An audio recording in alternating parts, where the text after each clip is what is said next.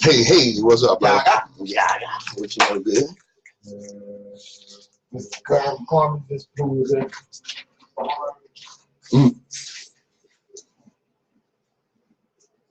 Oh yeah, we will be Facebook Live today. Let me join it.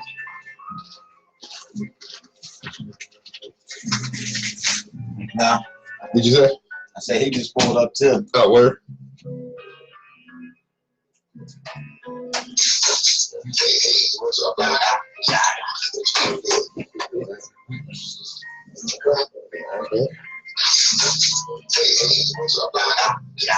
What's up,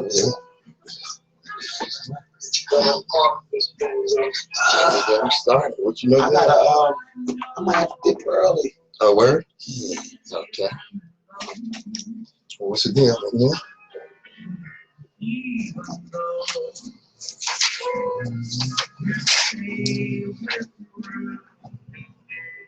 When is the party that we supposed to do? But we was getting them tickets for The 16th. this month? Yeah. Yeah.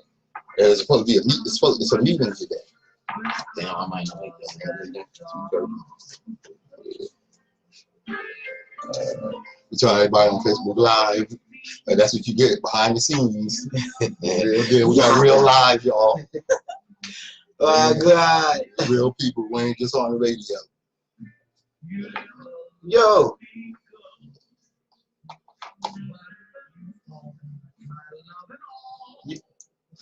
Scrappy. Nothing. Mine with you? Hey yo. I needed your help later on about 12:31.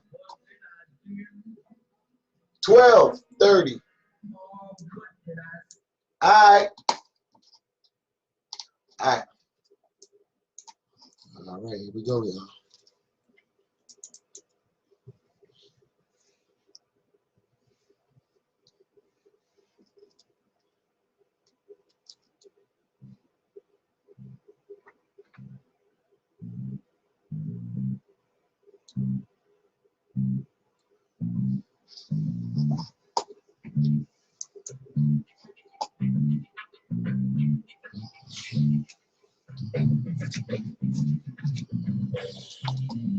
Yo, it's official. We in the radio station, getting ready to put our thing down. So, yo, 95.3 FM, you know what it is. Brother Gibbs, Nsoromma in the building. Yaga. Yo, it's official.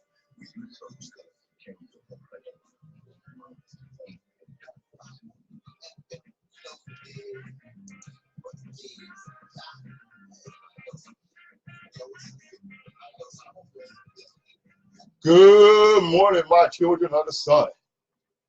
Welcome to WHGE 95.3 FM. It's time for the Open Eye. Patrice Gibbs and Nsoromma in the building. Yaga. yes, we are also Facebook Live. Facebook Live. What's happening, everybody? Yo, go tune in right now on Facebook. Yeah. WHGE 95.3 FM Facebook. Join in there. You can also get it on my page because I just joined in. All right. Look, like I always tell you, we know you can't wait. I got that line from LL, just started like Marvin for that. Cool J song. Yeah. But I know you just started like Marvin to get that open eye. I know that's right. That's word. Like I always tell you, don't wait until Saturday at 11 a.m. Tune in all week to WHGE 95.3, the education station. That's word. If you don't hear some voices on there, you're gonna hear some banging music, some swinging jazz, some smooth, something, you know, just to keep your mind going. Coming up, third Thursday as celebrations on South Market Street, beginning January 16th. In tribute to Wilmington's pioneer black DJs, Mitch M.T. Thomas and Maurice Sims, and the second anniversary of WHGE 95.3 FM, Delaware's first black-owned radio, only black-owned radio station. Right. And entertainment will be by Tony Smith and friends. Artists invited to sit in, bring your axes, see what you got. There'll be great food, mellow drinks. Donation will be $10. And for tickets, you can reach WHGE 95.3 personality or call 302-562-4718 or email harmon.carey@yahoo.com. You don't want to miss this. Our events and celebrations are always off the hook. Moving right along. Definitely for the grown and sexy. Definitely for the grown and sexy. Definitely for the grown and sexy. That's what it is. This is not for the young, immature. If that's you, I wasn't talking to you. Stay out of grown folks' conversation. That's right. That's word. Well, we got a lot going on, and hopefully, we got the election coming up this year. I mean, it shouldn't even be an election. The boy should automatically lose all the stuff he's been doing. He shouldn't even be a candidate. Hopefully he gets impeached and, get him out of there before the election even comes up. Hopefully he go to jail. Yeah, big time. Big time. I want to see him do that perk walk. Right. I want to see that. I want to see the worst for him. Big time. Big time. But locally, there could be some changes. Okay. A young lady threw her hat in the ring, laid down the gauntlet, laid down the challenge. Miss Rashima Dixon, who is actually a first-term councilwoman at large, has decided to run for council president. And her theme is she is aiming to restore trust and unity. And with the mess that's been going on in the city and what have you, watch out, City Council President Hanifa Shabazz. I think this young lady will mount a serious challenge to your position as City Council President. Yeah, she's very intelligent. She's a business owner. Okay. Okay. And she's for the people. She's for the people. That's the main point. We need people in the positions to be for the people, about the people, and of the people. Because they lost all of that. You know what I'm saying? Yep. That's why our kids is running rapid and all this stuff is going on in the city, drugs and violence and stuff like that. If we ain't got nowhere to displace that energy, I mean, they closing down the centers. I mean, it's nothing for. I mean, it's crazy, man. When I say messy, it's messy for real. Yeah, well, she had an interview on another radio station where she said Wilmington deserves better than what City Council as a body is able to give currently. See that, and oh, by the way, she's in her early 30s. I think she's like 33 years old. Okay. Oh yeah, that would be a beautiful thing. She said the dysfunction and infighting that's plagued Wilmington City Council and its 13 elected members, putting it in the news for all the wrong reasons, this is what motivated her to run to lead the body. She said council could be far more effective. See, what she understands is it's time for the old guard leadership to go. Big ups. Oh, and City Councilwoman Dixon, you are, anytime you want to come on the open eye, like I sent you a message and sit in the hot seat, something I know you can handle, you're more than welcome. That's right. Big time. Yeah, so, well, moving right along, you know who Betsy DeVos is? She's the Secretary of Education. Okay. Okay, under the Orange disaster. Oh, Lord. Okay, yeah. That was a whole lot. Yeah, she's a piece of work. And she's mainly in favor of charter schools. Okay, and she just does not really want to see the populace educated. What she wants to do, she thinks that education should be privatized and profitable. Okay. Right. Yeah. Which is, that is, the silliest thing in the world, because when you're educating for profit, you can't, and people can't afford it. And people can't afford it. They become the dumber, not the less, well, gullible. I don't want to say dumb, I say gullible. Yeah. They become more gullible than the next citizen. That's where it's all a hustle. Yeah. Yep. And they try to use us in the poor community to be their hustle. I say it's time for us to stand up and stop being other people and hustle for ourselves. Big time, big time. Well, she was ordered by a judge to stop collecting student debts on a school that is now closed down. And she didn't, hold on, she kept trying to collect debt on a school that filed bankruptcy. Yeah, that closed down. Ain't even there no more. She still is collecting on it. Trump said, "You better get my money." Yep. And it ain't even his money. The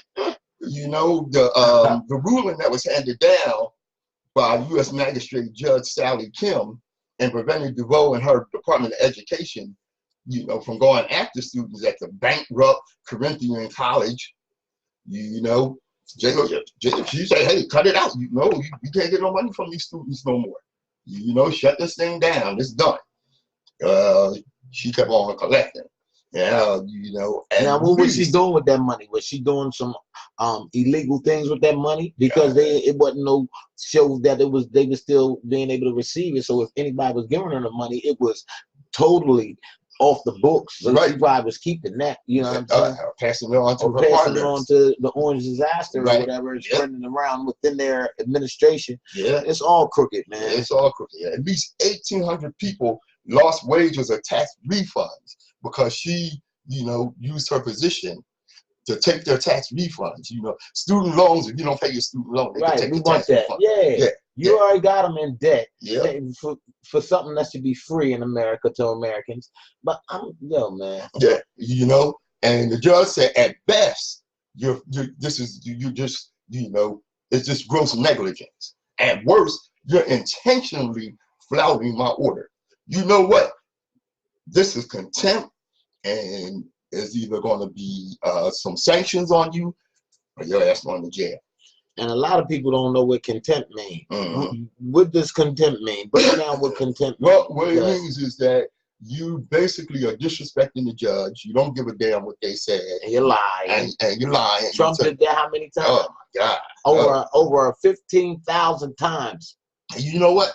Trump is one of those people. You know how you can tell when Trump's lying? And when he opened his mouth. There you go. Soon as his lips soon as his mouth started moving. Damn lie. Soon as his mouth started moving.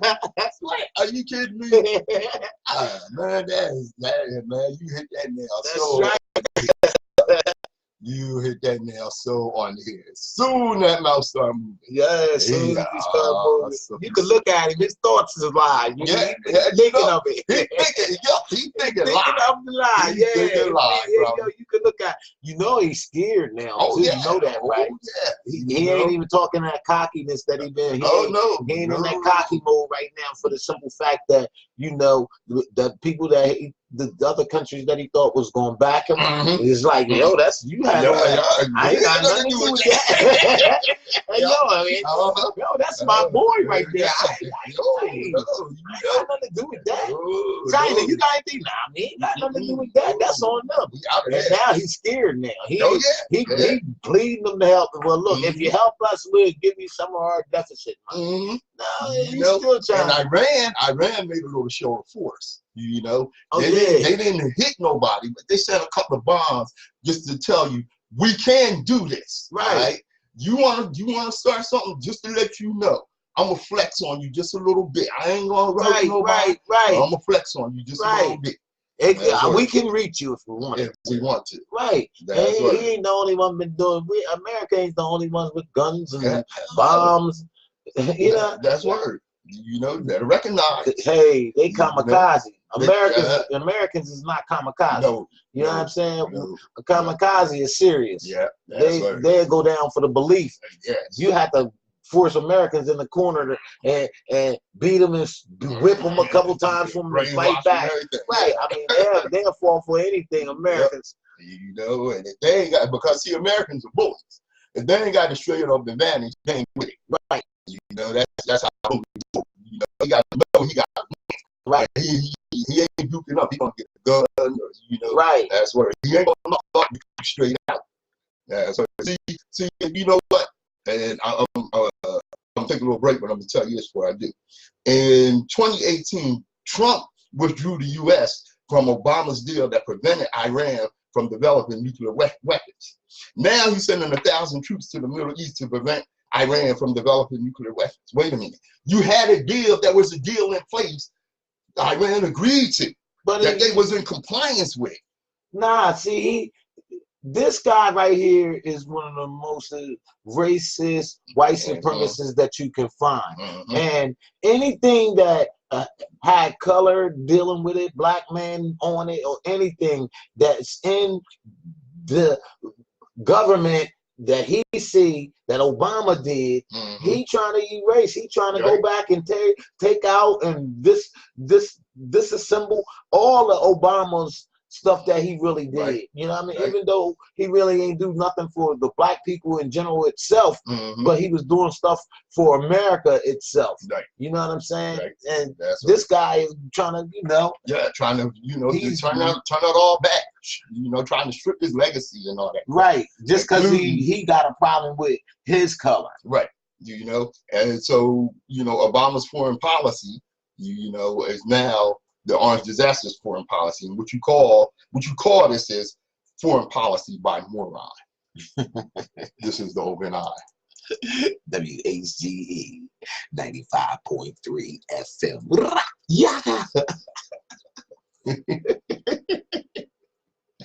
Yeah, buddy.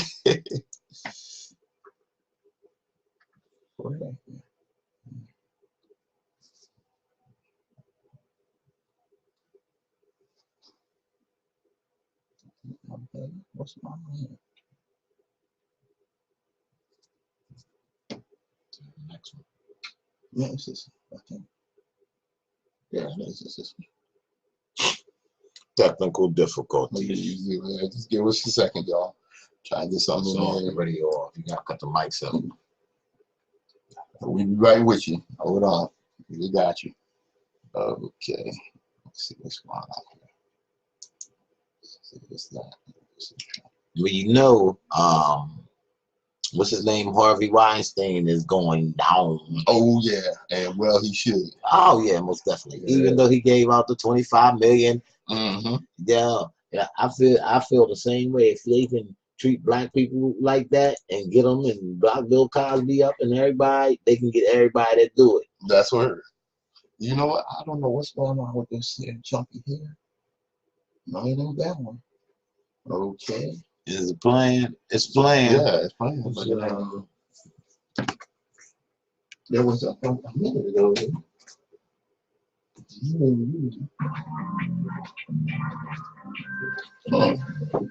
Oh, excuse me. Good. Was they hearing us the whole time? I think so. Nope. No? Facebook was. Oh, yeah, Facebook was. Okay. Let me do this other thing I wanted to do that right quick, y'all. Oh, there you go. Yeah, that's tight. Yeah. They sound right. Yeah. You listen to them. Yeah, I listen to them. That's what I heard. Everybody. I had to be able to. I had to listen to it to be able to say, you know, what was up with it. Right. That's what I heard. Yeah, buddy.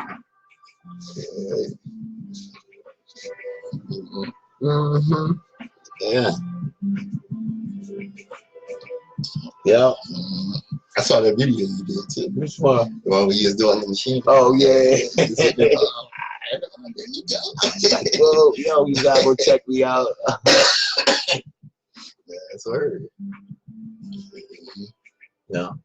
It sounds decent too. Yeah, that's harmonic cadence. Yeah. Volume what? Volume one. Volume 1. Title track. I got 2 more done. Yeah. I got. Come see. I gotta do the disclaimer.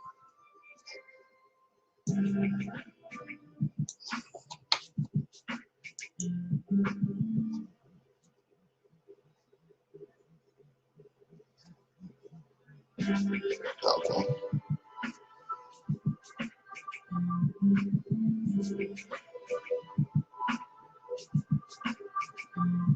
Yeah, the name of that track is Harmonic Cadence from Nsoromma. Yes, sir. That's the title track of Harmonic Cadence Volume 1.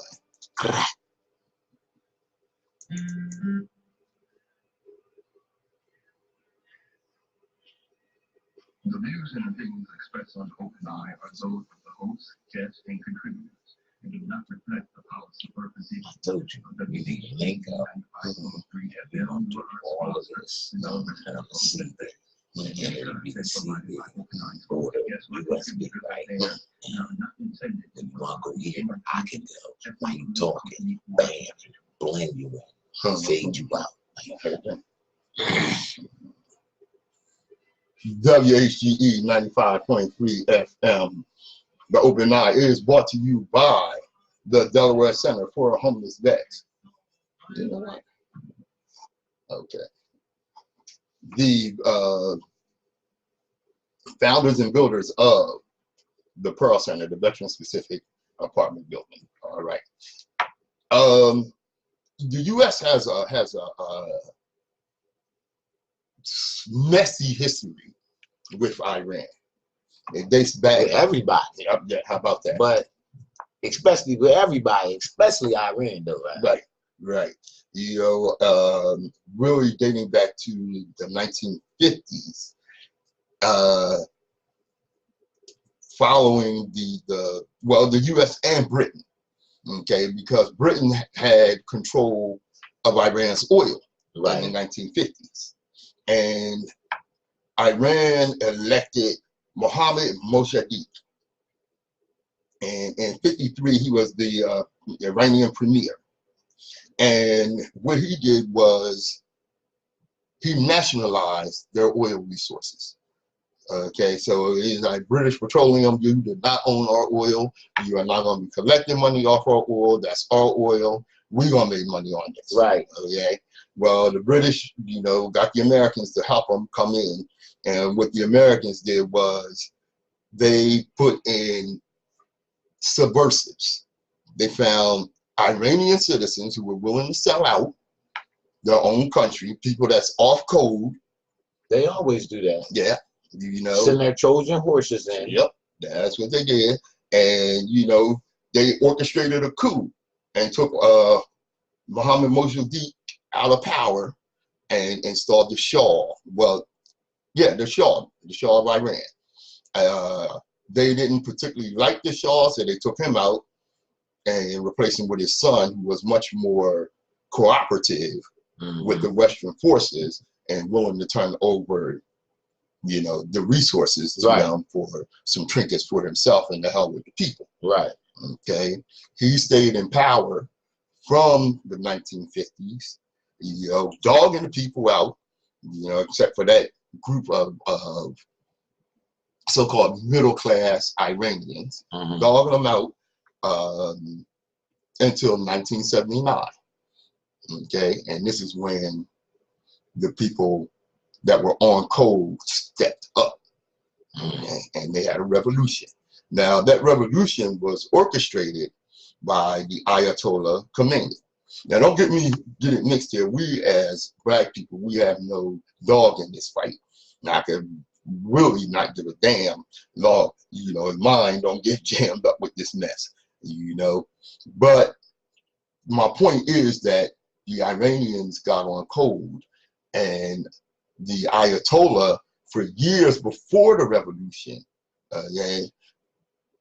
kept his message strong amongst the people.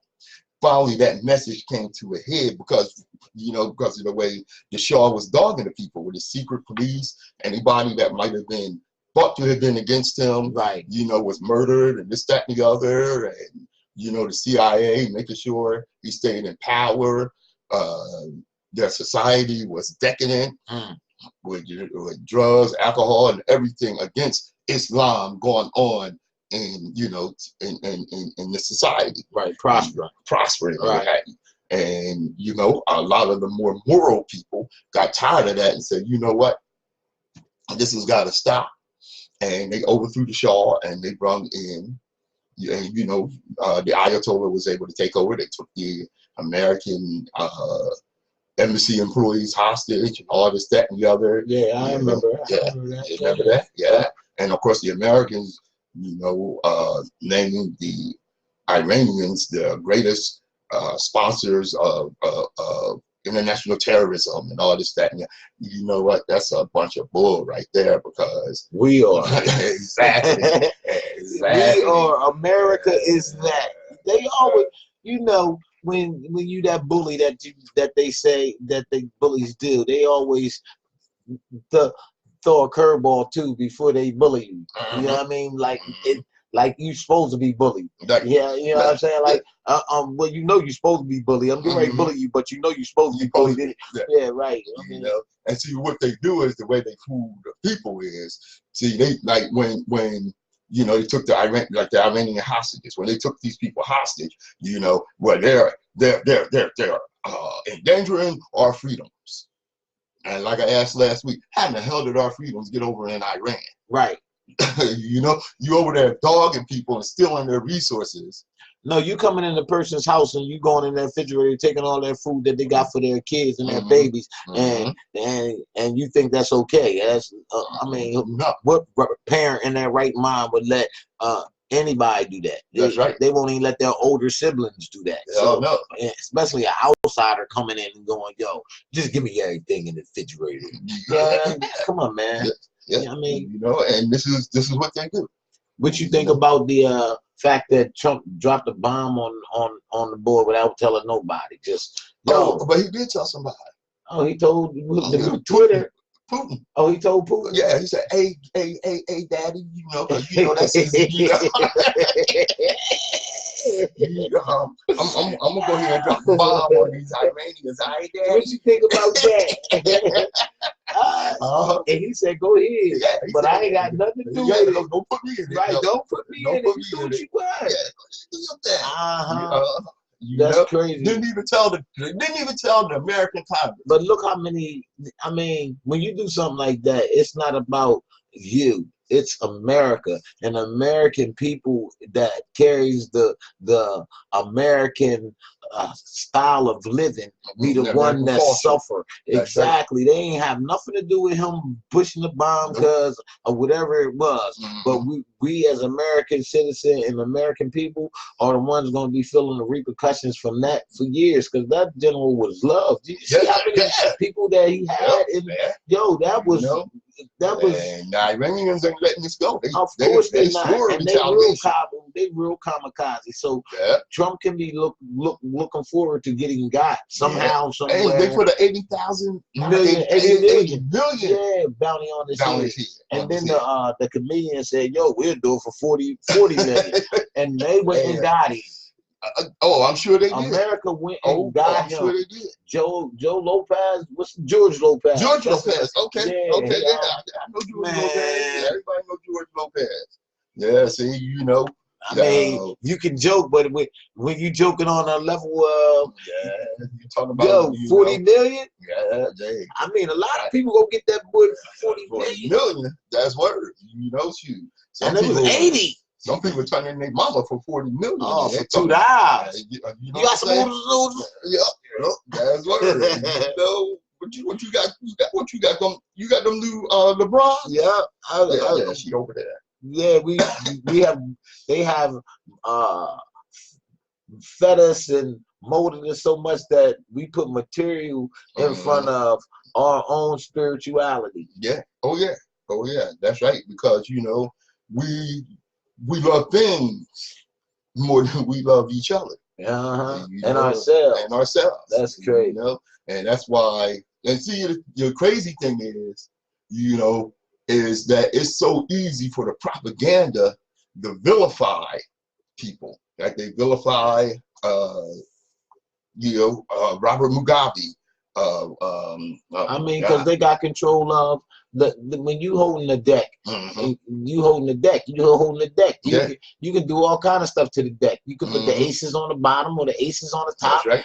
5 cards in, it could be an ace. I mean, you could set the deck up because you the one with the deck. You know what I mean? So that's why I never really was a gambler, because it ain't really gambling. It's a setup, just like this government. That's word. Well, I used to play cards, but I wouldn't call it gambling because I cheated. Oh, right, because that's what they do. Yeah, that's They what they cheating do. right They now cheat. in the government. Yep.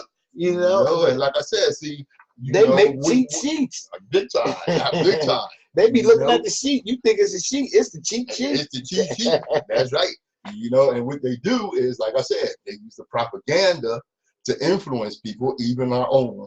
All right. I mean, you got a whole lot of people that look at Robert Mugabe of Zimbabwe, the late Robert Mugabe, who we affectionately call Uncle Bob.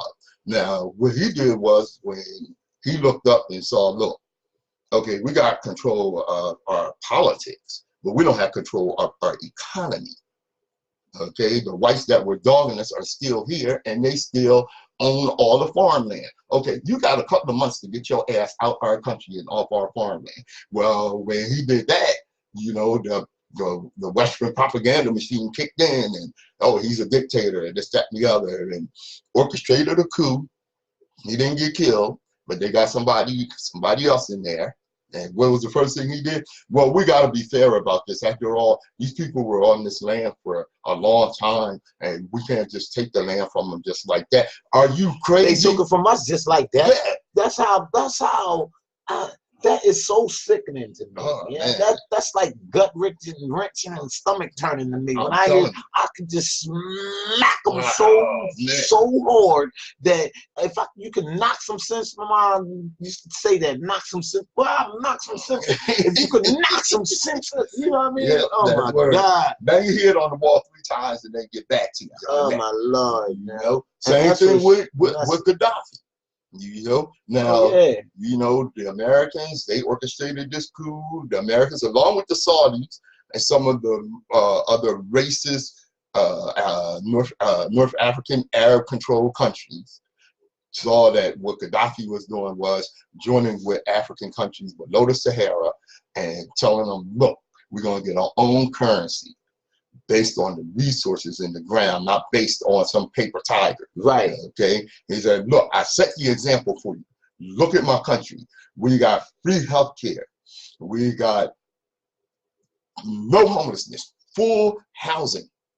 Full housing. He promised that he would not move out of his tent until everybody in his country had a home. They got full housing. He achieved that. Full employment to the point that they had to bring people in because they had more jobs than they had people, and good paying jobs. Right. Okay. Free education up through your PhD. Okay.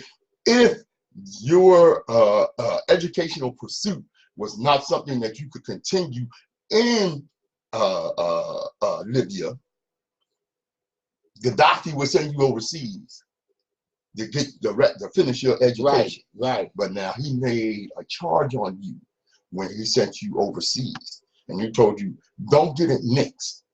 We, as long as we have been in North Africa, and as dark as some of our people are, and as related as they are to the Black Africans below the Sahara, you are an African. Do not think that you can benefit our society between the legs of a European. You bring your education and your ass back home and marry African. That was his thing. Well, pow. They didn't like what he was doing. They didn't like what he was saying. Overthrew him, killed him, got his own people to kill him. Pow, that pow is very, very, pow or boom. Yep. That pow and boom is very, very serious. Yes, and that's their language. You know what I mean? A lot of their language is pow and boom. Or take. So, I mean, it's like, what's the remedy to that? Can you talk to people that's like that? When they just on a pow boom and give me that? You know what I'm saying? What do you have to do to them type of people? That's right. Now things was running tight under Gaddafi, and after this took place, the country went into chaos.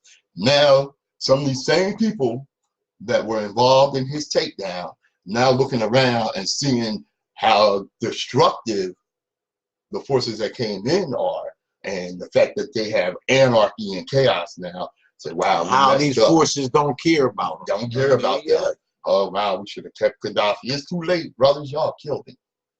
That's what it is. Y'all killed him. This is how they fool you. This is how they get you. But You don't want to, you want some trinkets. Okay. They got some trinkets for you. They got some trinkets for you. Called an AR-15. Big time. This is the Open Eye. WHGE 95.3 FM. I'm Patrice Gibbs. I'm Nsoromma in the building.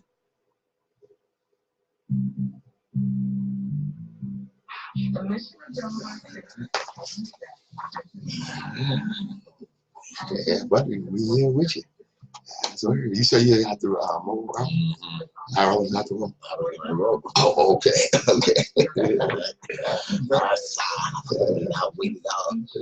I gotta pick this lady car up. Oh, okay. You get your car back? But they ain't fixed it. I'm assuming. I paid them $3,000. They ain't fixed my car. They had to call the police on me. Oh, how can you say that? Damn, that's tough. They had to call the police on me.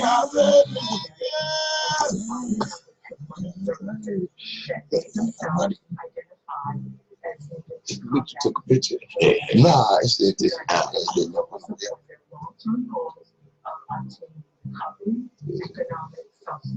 Was it a couple on there that you had like the music?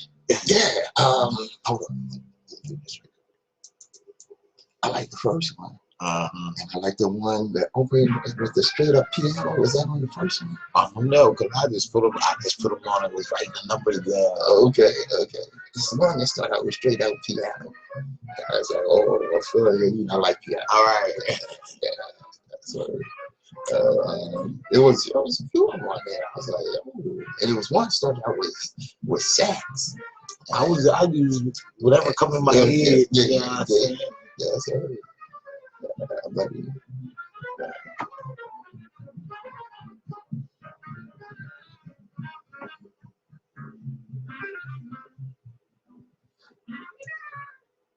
WHGE 95.3 FM, Open Eye. With my man Nsoromma in the building. Yes,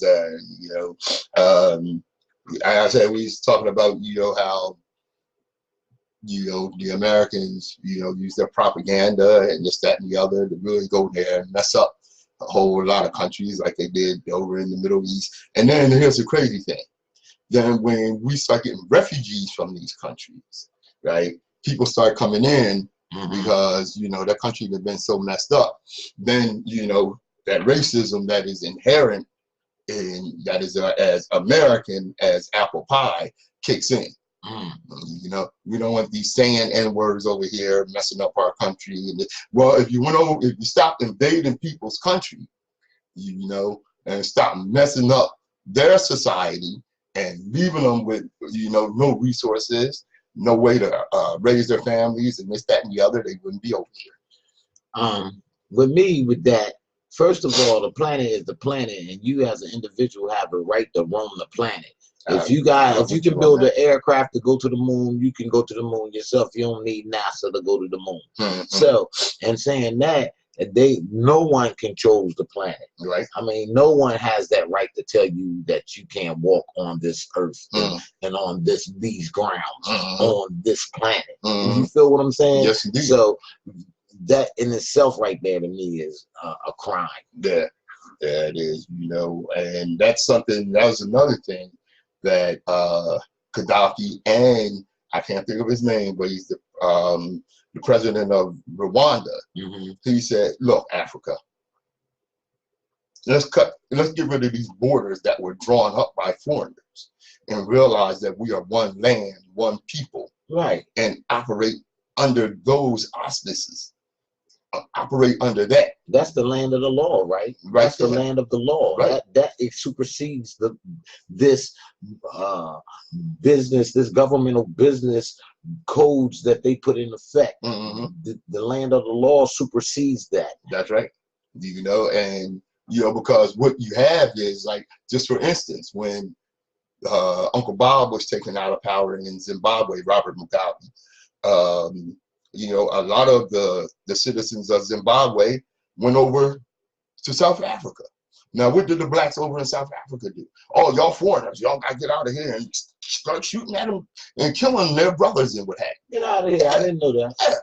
Yeah, that's why, you know, I know a sister in South Africa, and she was, you know, saying how ashamed she was of her fellow South Africans not welcoming in their brothers from Zimbabwe when they were in their time of trouble. Right. You know, did they forget that when Zimbabwe got its independence from the Europeans, from the colonizers first, that they were one of the major supporters of taking down apartheid? Did y'all forget that? No, what you did was you went with that European xenophobe, racist crap against your own brothers and said, y'all can't come in my house. But they always erase the history of, you know, great black people, people of our descent, you know what I mean? Right. And try to erase it from out the history book, so you would be gullible to not knowing that these were the people that had their hand, that helped you when you needed a helping hand. And now that they come and needing a helping hand, you done been brainwashed and so whitewashed that you don't even realize that these are your friends. Right. That's right. Wow. You know, and see, it brings me back to education, because what you have here is the history that, you know, not only black students, white students, all the students in the educational system of America are being taught a false history of America. And what they're being taught, for instance, the Cold War. Excuse me. They're being taught that during the Cold War, you know, when Russia and America were, you know, enemies, but not actually facing each other, using surrogates, you know, and what have you, for instance, Vietnam, for instance, or other countries that they were using to face off each other without actually firing at each other. For instance, you know, it's still, Cuba is still vilified.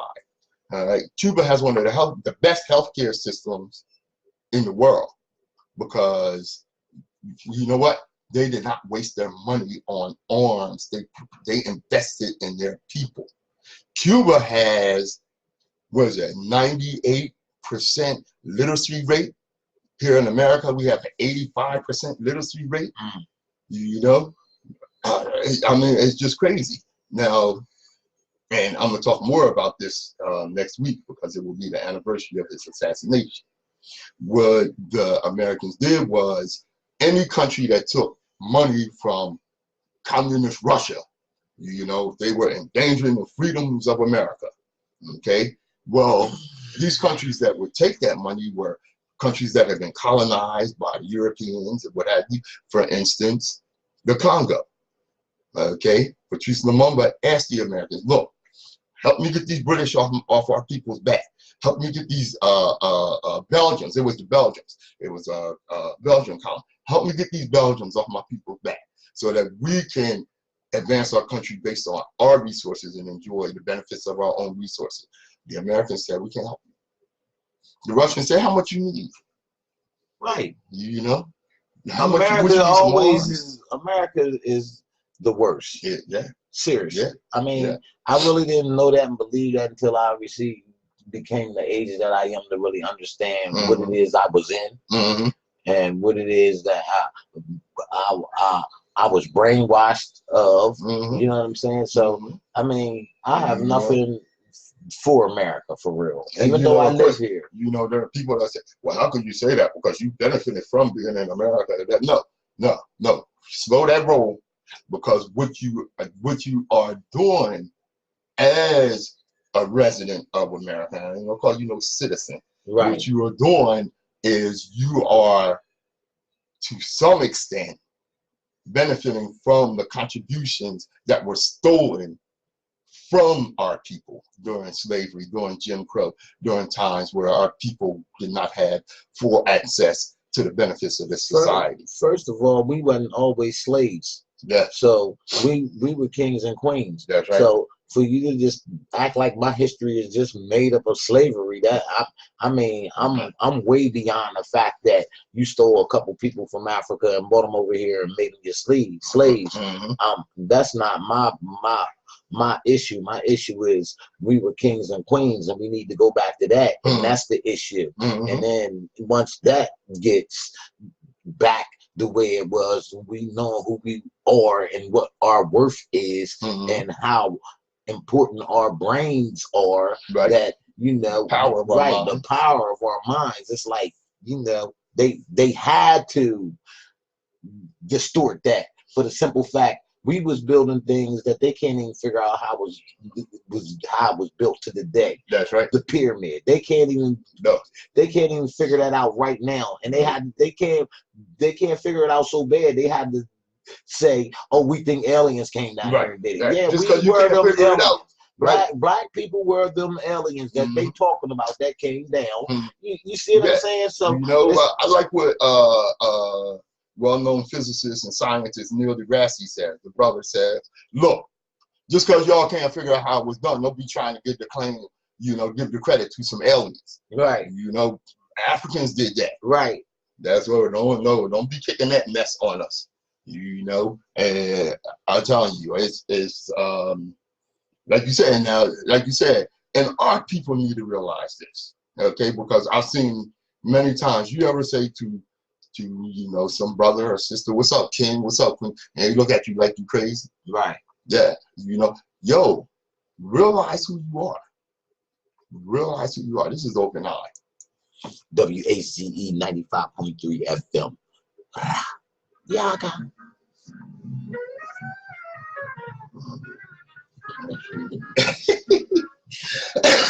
We've been being good. We've been being good. Yeah, we have, for the most part. I wanted to talk about a little bit of the music industry, on what they doing, on how they had this meeting, right?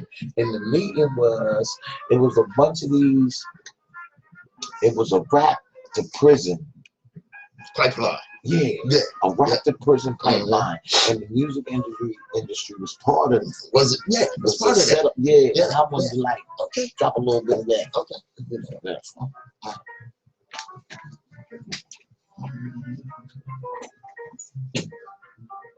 Let's get what's in here. We still with you. I have a little business here.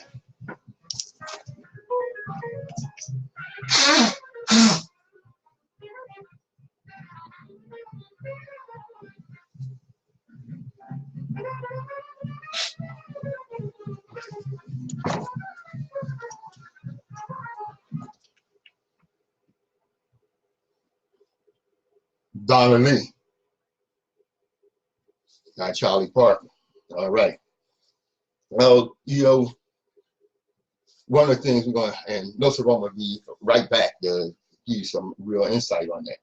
One of the things that we talk about and pay attention to is the effect that music has on our people. You want to know, like, I got it from Umar Johnson. He said, you want to know the condition of a community, listen to the music that they listen to. That'll give you an idea what the mindset is. Okay, now in the 90s, 80s and 90s, at the dawn of hip hop, the music was conscious music. It was education music. Even that, what they call gangster rap, had its conscious element, because what they were doing was they were telling you what was going on in the community. You know, so even then it had its consciousness.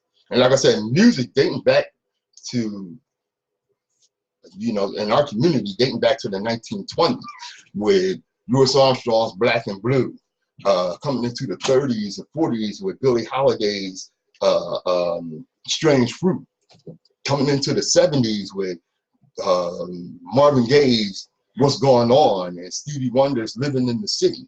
James Brown, Black and I'm Proud. James Brown, I'm Black and I'm Proud. Yes, indeed. You know, heard that on Open Eye many a time.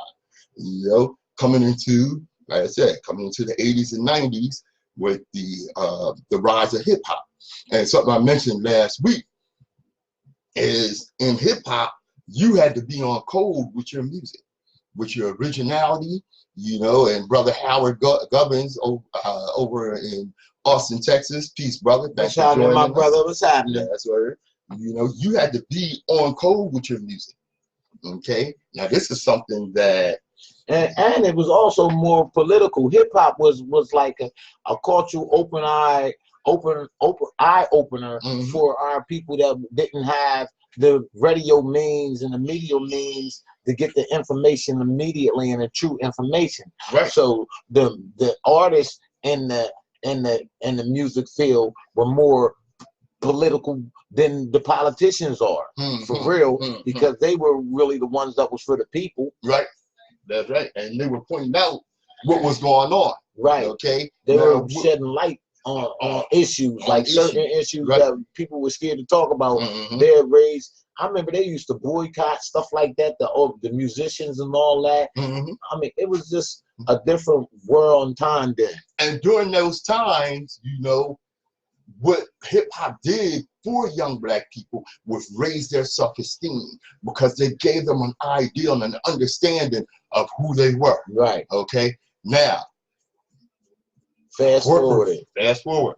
Corporate America could not have that, brother. Oh no. Tell us about that. Because it was too many people that was being awakening, and they couldn't throw the same bamboozle trick that they was throwing on us. So what they did was, you know, design a pipeline that was straight from the music industry to the prison system. And these high corporate bosses do a meeting. You know, the record label, I mean, the media industry and the record label is only ran by like 6-7 people at the most. I mean, the top, when you get to the tip top of the pyramid, it's only 4 to 6 people that is really running the whole media and the music industry. And they did a meeting with these suits that were running the prison pipeline. And what they were saying was, okay, we want to make a deal with y'all. We'll give y'all some money if y'all help us fill up these prisons. And so they were like, well, how you expect us to do that? And it was like, well, it's easy for you guys because you guys got the media. And the only thing you gotta do is influence a certain people, and this is what to fill it up. And they seen the opportunity in the deal, and they called the meeting to all of the music executives, and they ended up, you know, making a Prison to Pipeline music stream. Right. And it's like mainly blacks, Latinos, Spanish, and just not white people. And poor white people. But white people don't consider poor white people. Right. They consider them the N-word also. Right. Because they are not supposedly contributing. I mean, they feel like that about anybody. Right. They're not on code with, you know. Right. If they have so in turn, that's what's going on right now. That's why the music you're hearing right now. That's why the high paid artists that you see, and they're going to jail, they're getting locked up for marijuana, little basic stuff, running red light, you go to jail. I mean, how you're only really supposed to get locked up for criminal crimes. You know, marijuana is not a criminal crime. And running a red light is not a criminal crime. That's why we have to learn the law. You know what I'm saying? So when we agree that we are this person, we going to jail. You know what I'm saying? And you know what? It makes me think of what legendary hip hop artist Nas said. He said, you know, he riding around in his Bentley, and his boy said, "Yo, have you noticed that these carload of white dudes been following you, undercover feds?" He said, "Do you know who they are?" And I said, "Yeah, I guess they cops or something." He said, "No. This is a special force. These are the hip hop police." Oh yeah, the hip hop police. Oh yeah. Yeah, and hip hop police is if you talk about any type of incriminating evidence on your music and in your albums, because listen, everything you say don't have to be true. Right. Just like in the movies, every movie you see, Steven Seagal killing 10 people, John Wick 3 killing 89, 100 people in his movie, but yet hip hop, it's a problem with hip hop. You know, talking about violence and stuff like that. I mean, you can see how it's so white supremacized, and that's going to be in my slang scenario. I heard that. White supremacized. That it is right now. You know what I'm saying? So we got to wake up. You know what I mean? We got to become our own entity, our own force, and, you know, be that. You know what I'm saying? Yes, sir. Because see, and you know, and this brings me around to this, okay? Like you said, see, when hip hop had its independence, before it started, you know, taking trinkets from you know the record industry and what have Right, you. these fake Santa Clauses. Yeah, Yeah. you know, that's when the music was at its best. That's when the code in hip hop was at its best. You could never sound like nobody else. No. You could never sing another person's song and it almost sound like them, almost look like them, or take their likeness and, you know, take their image. You know what I'm saying? And you cannot bring no negativity. Most definitely no negativity. Without being called on that. And if you weren't, now, you know, you heard songs like The Message, you know, and like I was saying, gangster rap. Right. This, that, and the other. Gangster rap had its message. For instance, NWA. They were the CNN of hip hop. Don't get that mixed. I mean, they were the CNN of hip hop. Luke was a super deep person because you know why? He was the one that actually put freedom in expression, freedom of expression, speech, right? Freedom of speech in effect. And if it wasn't for him going through the court process of putting freedom in effect, in effect, we couldn't be able to say whatever we want to say or however we want to talk. We'll have to be taught how to talk again. Right. You know, and of course, you know, you had those that would criticize Luke because, you know, his music was raunchy and this, that, and the other. But then they would turn a blind eye to these heavy metal groups talking about biting the heads off of bats and, you know, killing children, give baby jokes and all this in their music. Right, yeah. You know? And we understood then what Luke was about the party, and that was fine because we had that element of hip hop, right? And that was okay, you know. And Luke is smart too because he wasn't really about the party. It was all derived around the freedom of speech, right? Him being able to say what he want on my records. I mean, I make these music, I make these beats, I can say what I want, I can do what I want, as long as it's not killing or hurting nobody. And freedom of speech don't hurt or kill nobody. That's right. You know, and what we need to understand is you had people like Luke, like Russell Simmons before, you know, he turned his thing over to corporate, you know, even going back to Motown, okay? What you had was you had black businesses that were bringing people along, that were putting people in a position to be in business. This is what we're lacking right now. Prime example of that. Black business owners with 750, 760 credit scores are being rejected for business loans. Okay. Right. I mean, I was one of them. You know what I'm saying? So that's real society's fact that's going on right now. That's why we don't really want to have. We don't really need them. Right. And that's the point. What we need to do is be able to turn to each other. Right. We got billionaires and trillionaires that's of black descent. And why we don't have no black banks? Why we don't have no places that you can go as a black person with a good credit score and work every day and good ethics that you can go borrow some money besides from this white guy that's charging you 88%. I just had a lawsuit in for that too. Because when they do give you the money, they give you it on a higher APR rate than the average white guy. That's right. You know what I'm saying? That's right. You know, and so like I said, we need to be able to turn to our own. We have, or even get your own. Or even get your own. Right. We have enough of our people that are in a financial situation, okay, to start bringing others along. You know, and there's not enough of us doing that. You know, it makes me go back to Barry Gordy when he was making movies in the 70s. Bingo Long, Lady Sings the Blues, Mahogany, and all these movies were right here. He showed that he could do it. So he went to other black business people and said, look, hey, let's put a stop to this black exploitation, these black exploitation movies, and make quality movies. I showed you it can be done. All we need to do is invest in each other and build our own damn studio and take care of our own damn distribution. Okay? One of the people he went to was the publisher of Ebony. Okay, yeah. John H. Johnson. John H. Johnson said, I ain't going to let you N-words mess up my money. He said that, very good, he said that broke his heart. And what did John H. Johnson do?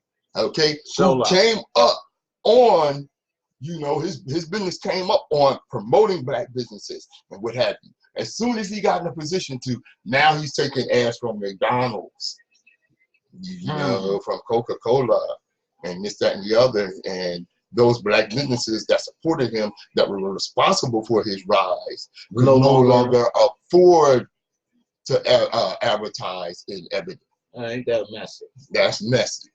That's just. I know you always want to rise and become a better individual, but when you rise and become a better individual and forget about where you came from, your reign won't be long. That's right. Your reign will not be long. You forget, like you said, where you came from. You are just you're destroying your base. See, that's what a lot of artists get up. You know, oh, they want to cross over. They want to cross over and what have you. You know, and you know, once you get that crossover appeal, guess what? You can't come back to the barbecue. And it don't work like that. You know, and now I know some of our people. I look at right now, and I said this a while back about Brother Umar Johnson, you know, and other people that get out there and speak on our causes and what have you. Okay, the crazy thing about it is we have gotten to this point where we feel as though we have to have squeaky clean leaders and who are, you know, quote unquote Jesus-like and what have you, never committed a sin. Well, that's just foolishness, because we're human and people make mistakes and people have flaws. And this has been so for all of our leaders. I mean, for you to actually become a leader, you have to go through something. See, Trump is a leader and he ain't been through nothing. That's why it was so easy for him to go drop that bomb. If he was ever in a war, he had no war. It's a war. People die on both sides. I mean, everybody loses in a war. You don't win. Nope. In no type of war. In a fight, you don't win. Because you either get a punch in the eye for killing or whatever. I mean, you're getting something out of it. It's not just a clean slate. No. You know what I'm saying? So a war is war, man. And when you've never been to it and you've never been in it, you don't know nothing about it. It's easy for you to go, well, what you saying? To anything. You know what I mean? That's word. That's word. Well, we are coming around to the close. The open eye, you might have noticed today, because we had so much to cover. You got a lot more Nsoromma and Patrice than you did music today, and that's okay. You know, let me say this: having been raised a revolutionary, I do not like to be put in a position where I have to be reactionary. However, being that I tend to be an unforgiving when wrong, I have a tendency to believe in some revenge. Vengeance is mine, saith the Lord. You know what, the hell with that. If you kill my cat, I'm going to shoot your horse, kill both your dogs, turn over your fish tank, and feed your kid's hamster to my new cat. That's just mean. Yeah, you get. Well, for those that say things like, it was no big deal, you don't have to answer everything. Just let it go. Let me tell you something. I never let the smallest racial incident go. I go off every time, 0 to 120. Every joke, slide, comment, or perceived insult is met with fire and venom. Cross the line, okay? Stick a toe over the line, I'm gonna cut it off. You're oversensitive. Will get you cussed out quick. Bet you don't do that no more. Racist crap happens to me from the same person once. Believe me. I ain't a killer, but don't push me. Don't push me. That's what it is. This is open eye, like I always tell you. Destiny determines who enters your life, but you decide who stays. Therefore, value those who value you, and don't treat those as a priority who treat you as an option. I'm Patrice Gibbs. I'm Nsoromma. WHGE 95.3 FM radio. Open eye radio. Yada.